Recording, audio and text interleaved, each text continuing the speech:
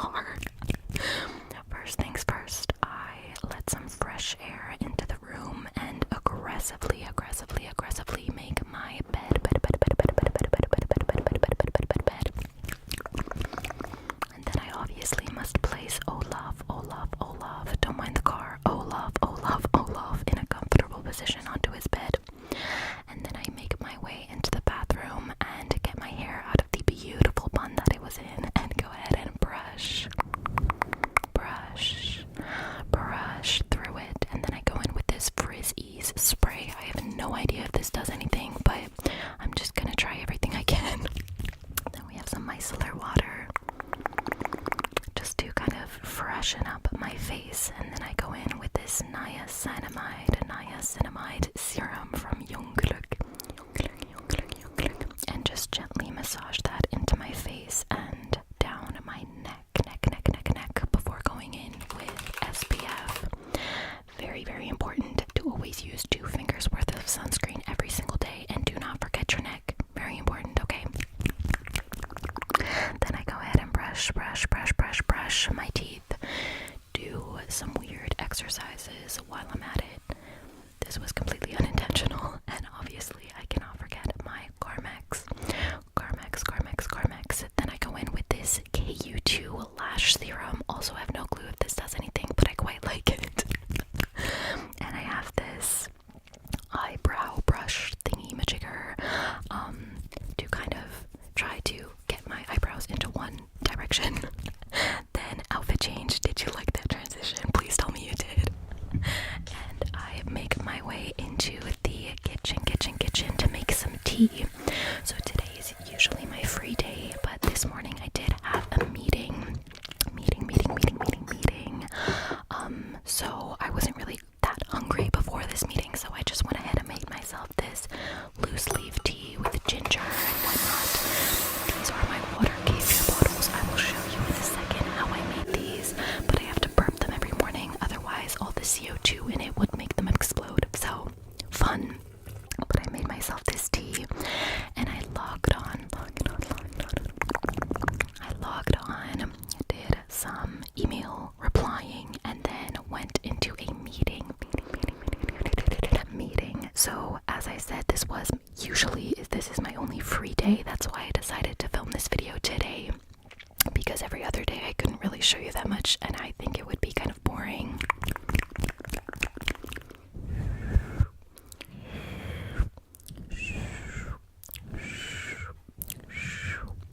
And then I pack my laptop away and make my grocery list, because I am going grocery shopping and drugstore shopping later on in this video. So I promised I would show you how I make my fermented stuff. You're probably not interested, and you probably didn't ask, but I'm gonna show you anyways. So this is my milk kefir. So I just mixed milk with these little milk kefir crystals is what they're called, and let that ferment for about 1 to 2 days. And then I literally just put it through a sieve, and look at that liquid. It's so crazy. And the rest of the kefir crystals I just store in some milk in the fridge. But look at that creaminess. Oh my goodness. It's also not really possible to not make a mess when doing this, but it's fine. You can clean things up. It's fine. But yes, milk kefir is incredibly good for a lot of healthy gut bacteria. It's very, very good for your gut microbiome. And if you close it, choose a lid with a little bit of a hole, because if it keeps fermenting in the fridge, it's better that the CO2 can escape rather than the thing exploding. Now this is my water kefir. Water kefir is not milk kefir.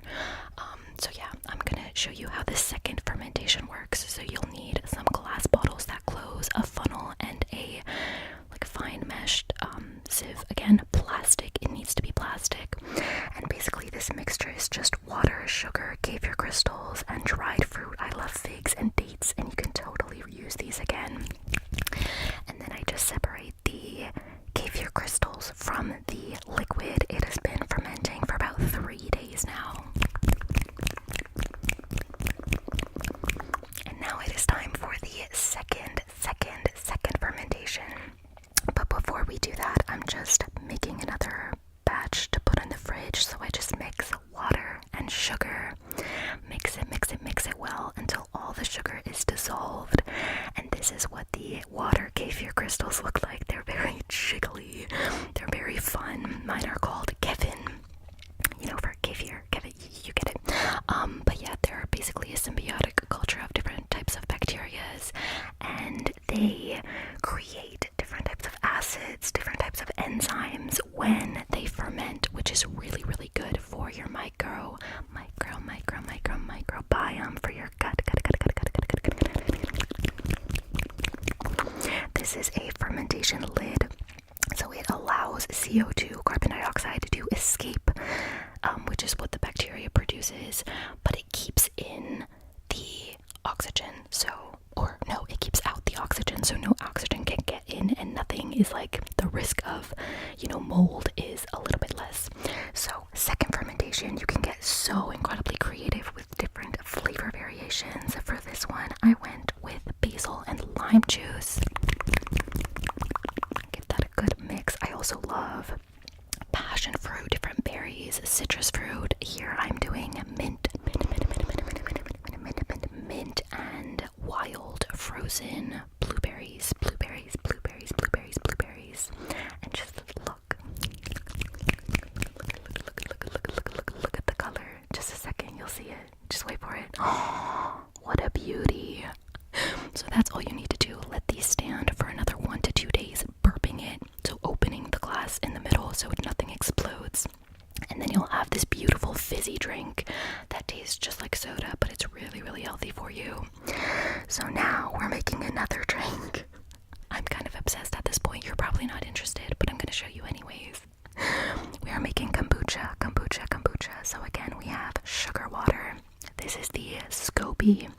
SCOBY stands for symbiotic culture of bacteria and yeast, and it's also a weird glibbery thing. I actually have two, as you can see in a second, because it's a little baby. Look, these actually reproduce very, very quickly. So you'll have like a little second SCOBY every time you make kombucha. So we need sugar water, the SCOBY with the starter fluid that I just poured in, and some black tea. This is loose leaf tea, but make sure it's cooled down, because if it's too hot, the SCOBY will die. It's very dramatic.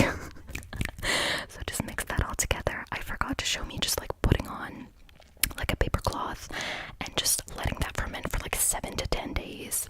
And now I'm making my breakfast. This all, by the way, is the day before. I'm about to show you how I prepare this breakfast. So we have some buckwheat flakes, and then I add some of the homemade milk kefir and this vegan protein powder. I think it's pea protein, almond protein, a different mixture, and I also add some wild blueberries. They have a bunch of antioxidants.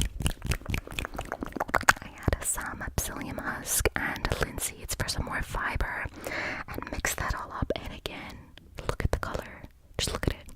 I put on a fermentation lid and I let that ferment for a good 4 hours before putting it in the fridge and then eating it for breakfast the next day. So here I am the next day. We are back in the future. And I'm just taking my mixture. Is it the most appetizing thing ever? Definitely not, but it tastes good, and that's the only thing that matters to me. So you can go ahead and add anything that you like. I love adding some walnuts. We didn't have any extra fruit. I would buy that later on today. But yeah, that's why I didn't add any more than the wild blueberries that were already in there. And then I added some granola, and some cacao nibs, and just look at this beauty. Isn't she gorgeous? So I ate that while watching some videos about Sulawesi, Indonesia, which is where we're going soon, so I need to inform myself about everything there is to know, obviously. Then I got ready for physical therapy. If you didn't know, I have a back injury, a Bandscheibenvorfall for all the Germans here. And yeah, I needed to get ready for physical therapy, so put on some gym clothes, some deodorant, body spray, obviously. I put my hair up with a claw clip, and then left with my towel, and a umbrella, because the weather today was quite unpredictable. It kept being sunny and then rainy and then sunny and then rainy again. But yeah, at physical therapy, we always do some exercises. We worked on a hip internal rotation today. And afterwards, I walked back home and got ready for the gym. So here I'm just making my clear protein shake. So it's just isolated protein. This is also from Vitane. I just give that a good mix. And because it kind of did get warmer, I wanted to add some ice. So I put in my ice. It just makes the drink taste so much better, to be honest. And then I just packed my gym bag, my sports shoes, and loaded everything onto me. And got ready to leave for the gym. So today I couldn't film everything that I wanted to film because it was quite full. But I thought that I could show you at least little snippets of my handstand training. So I'm slowly getting back into training after my back injury, so I'm not going too hard too fast. But this is my outfit. As you've seen, I already did most of my warm-up, but this is the rest of my warm-up that I can show you because there were people beforehand and I hate filming when people are there. So yeah, mobility work is incredibly important, and I always do some variation of these exercises. And also when doing handstand preparation, like wrist work is so incredibly important. So these are some of the exercises that I like to do.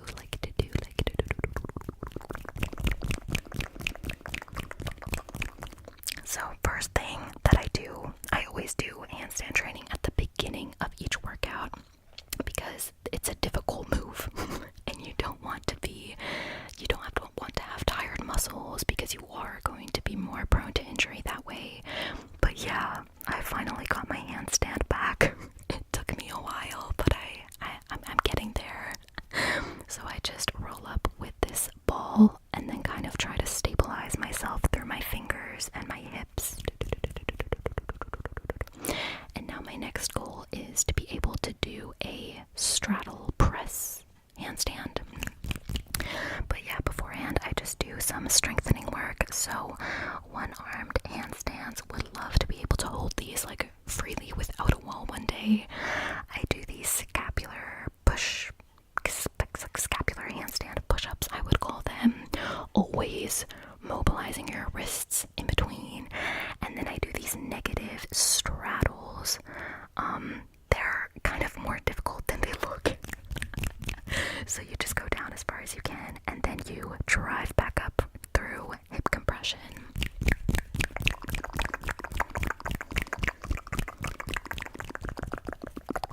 And then afterwards I tried, emphasis on tried, to push up through a straddle position this way, but I haven't gotten the hip compression thing down quite yet. So this is just me failing time and time again, but you need to fail in order to succeed. So I think this one is a lot better. I at least got up, but I just used a lot of momentum. And this one I kind of finally caught a little bit. It's not perfect, but we're getting there. And then I did another few exercises that my physical therapist showed me. So I just get some type of I used the stepper in this case, and we're doing Jefferson curls. These are awesome. They're really, really amazing for your spine. And I'm just slowly rounding my back and going down as far as I can, and then pulling back up. And then we're doing something for hip flexor strength, because most of the time people just stretch their hip flexors, but it's incredibly important to strengthen them as well. And we're also doing these hip tilts. This is just an exercise for my lower back, lower back, because that's where I had the injury. So yes, strengthen your hip flexors, guys. Don't just stretch them. They're not too short. most of the time. Then we're doing some compression work. These look so much easier than they are. You have to lean forward and then raise your leg. It's incredibly difficult. And we're also going to do this both sides at one time. So hard. I hate this exercise with a passion. And then we're doing pancakes. And a trainer walked in at this point, and it took everything in me not to flip my phone down, but I'm pretty sure he saw me filming myself, which just gave me so much anxiety, but it's fine. It's fine. We can't change it now. But yeah, I did pancake, straddle pancakes. I don't know what to call these, but basically just going down and then compressing enough to come up. I also wanted to make it a little harder with some weight, and he came back. If you could tell from the look in my eyes, the trainer came back a second time. But yeah, also a very difficult exercise, but a very good exercise in preparation for a straddle handstand. And then I just hold that as long as I can. And then I finish off with some elbow headstand work, which are just really good exercises to kind of feel comfortable in an upside down position and kind of get a feel for balancing and stacking your hips above your ribs and everything like that. So yeah, I just did different variations of this one, also trying to straddle up, which amazingly actually did work for once.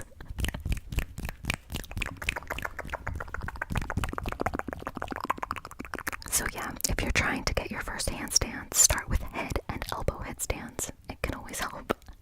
And then afterwards, I just did a couple weights, lat pull downs, and core exercises and whatnot. I showered there, brushed my hair, put on some body spray and some caffeine serum for my lashes to make them look a little bigger, some Carmex, and this is my outfit. Then I made my way back to the car, back to the car, and I went to DM, which is like a department store here in Germany. And I got a bunch of things to get ready for our trip to Indonesia.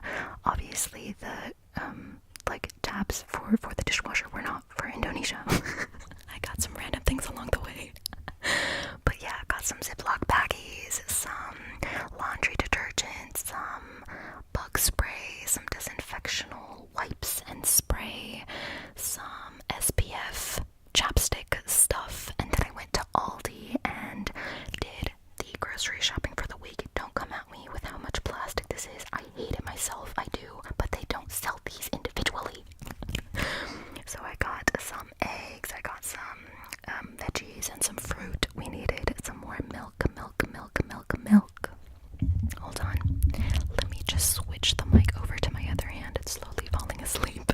I got some cheese, some tempeh, and I love Biscoff, and they were just smiling at me, so I had to get them. You can already see the weather is slowly changing, and the second I got into the car, it was like the world was ending. But I find it very relaxing as long as I don't have to be outside. So then I drove back home, and I packed everything away, and made myself lunch because I was starving at this point. So we made the pimientos. So I washed them, and then I just put some oil in a pan and had those going on there. And then I warmed up a wrap in the microwave to make it a little more flexible. This avocado, not the prettiest avocado I've ever seen, but it's fine. We're still gonna use it. And it was basically already like a guacamole, so at least it was easy to distribute. I add a little bit of garlic salt to that because it's life. And then I add some cheese. I put some salad on there as well, some salad leaves, and I cut up this tiny red onion that I still had left over and put it on as well. Nothing fancy, but I did have 2 of these, by the way. I just didn't film myself making the second one because I was too lazy. So yeah, we have the wrap, and then I also try to do some type of raw veggies to that. Today we had radish, but I also love zucchini, bell pepper, and whatever else you can think of. Now I'm having my kombucha. This one is with mint and orange juice, I believe. I put some squash some freshly squeezed oranges in there. But yeah, then I salt my pimientos. You need to salt them very, very much. And that is, plus another wrap, that is my lunch. I'm currently rewatching Pretty Little Liars, but I'm almost at the end, so I need a new series. And then I was feeling a proteinized coffee. This is my famous recipe, so I might as well show you. So you add some milk to a glass, then you add some collagen peptides, and then you add, I didn't add too much today because I already had quite a lot of protein powder and I didn't want to overdo it, but you add some neutral protein powder and just a teensy tiny bit of like a flavor powder. You don't need it too sweet, okay? Don't get yourself used to that much sweetness, just use a little bit. Mix it all up, mix it all up while the espresso is running through. And then what I like to do is put ice into the espresso too, so that it cools down, so that the protein powder doesn't get flaky when the espresso is still too hot. I just mix that all together. Look at that. Just look at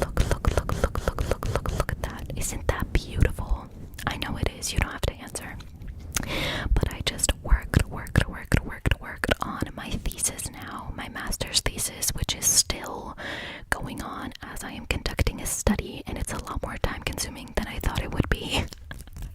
But yeah, that takes up a lot of my time. So whenever I'm not working or at the gym, I'm normally sitting exactly in this position on the couch working on my thesis. And then it was already time for dinner. So I wanted something quick. I wasn't really in the mood to cook today. So I had some tortellini left over. And I thought I would just make kind of like a ratatouille inspired thing. I've never done this before, but it actually did kind of work out. So I'm just cutting up some eggplant, some aubergine here into small chunks. And then I just checked what else we had and used a zucchini. Cut that up into small chunks as well. You can see the weather is beautiful at this point again. It just couldn't really decide what it wanted to do today. And then I cut up a bell pepper.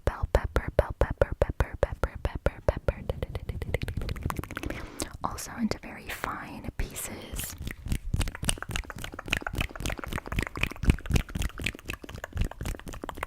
And then last but not least, I cut up a red onion. Red onion.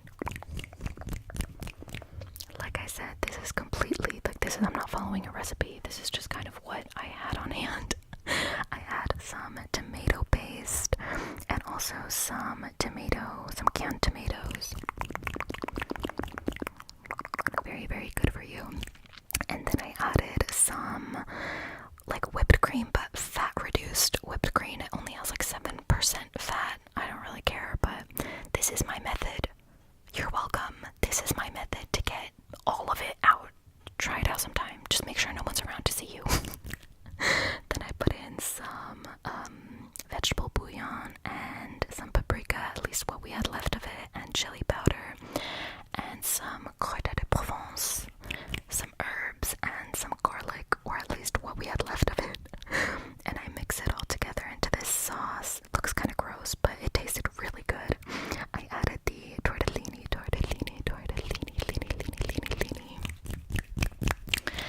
And then, while that was like cooking a little bit, and developing the flavors, I just kind of cleaned a little bit. I need to do this because I will not do it afterwards if I'm already sitting on the couch. Then there was a fly, and I wanted to help it. I really did, but it was not helping me, so I gave up. Yeah, it's fine. So then I plated up the tortellini. And we have this fan, which is very, very practical because, like I've mentioned before, we don't actually have AC in our apartment. Most apartments don't in Germany, so very, very thankful for that one. Garnished the food with a little bit of basil. Honestly, wouldn't have done that if it wasn't for you. And we watched Avengers, Age of Ultron, I think it was. And then went back to work on my thesis. You know the drill by now. This this is how I spend my evenings. It's so much fun. And then I got ready for bed, so I had this Sebamed Wash Emulsion. Just smeared that all over my face. Forgot to put my hair back for this. That was not very practical, so I put it back. Washed everything off, and then I combed my hair with this wild boar bristle brush to get the blood flow moving, and go in with a little bit of oil, and then I make my famous sleeping hairstyle. That's all there was to it. It's not that fancy. Then I take this AHA peeling. It's like a chemical peeling. I only do this about twice a week. And then just a fatty cream